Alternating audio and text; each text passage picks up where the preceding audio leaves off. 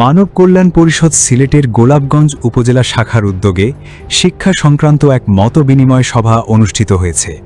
গত শুক্রবার 15 মে 2026 গোলাপগঞ্জ পৌরসভা অডিটোরিয়ামে আয়োজিত এই সভায় উপজেলার বিভিন্ন ইউনিয়নের নেতৃবৃন্দ, রাজনৈতিক ব্যক্তিবর্গ এবং সংগঠনের নেতাকর্মীরা অংশগ্রহণ করেন।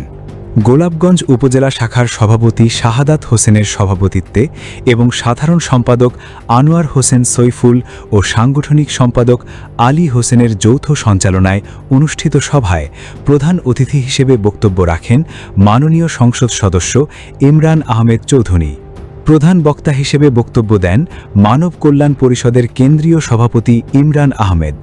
বিশেষ অতিথি হিসেবে বক্তব্য রাখেন বিশিষ্ট রাজনীতিবিদ সালিক চৌধুরী, পৌর মেয়র পদপ্রার্থী মিনহাজ চৌধুরী, রাজনীতিবিদ ফারুক আল মামুন মেম্বার, আব্দুল কাদির সেলিম সাবেক ভারপ্রাপ্ত চেয়ারম্যান বাঘা ইউনিয়ন, আহাদুর রহমান কামরুল সদর ইউনিয়নের বিশিষ্ট রাজনীতিবিদ রেকল আহমেদ সহ আরও অনেকে।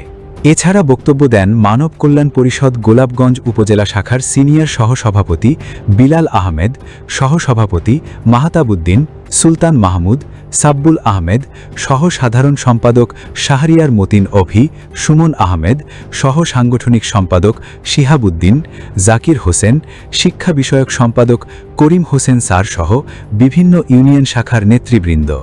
সভায় বক্তারা গোলাপগঞ্জ উপজেলার শিক্ষার মানোন্নয়ন, শিক্ষার্থীদের নৈতিক উন্নয়ন এবং আধুনিক শিক্ষা ব্যবস্থার প্রসারে মানব কল্যাণ পরিষদের ভূমিকা নিয়ে বিস্তারিত আলোচনা করেন। তারা বলেন, সমাজের উন্নয়নে শিক্ষার বিকল্প নেই এবং শিক্ষাবান্ধব কার্যক্রমের মাধ্যমে আগামী প্রজন্মকে দক্ষ ও মানবিক নাগরিক হিসেবে গড়ে তুলতে সবাইকে একযোগে কাজ করতে হবে। সভা শেষে শিক্ষা খাতে আরও কার্যকর উদ্যোগ গ্রহণ এবং সমাজ কল্যাণমূলক কার্যক্রম জোরদারের প্রত্যয় ব্যক্ত করা হয়।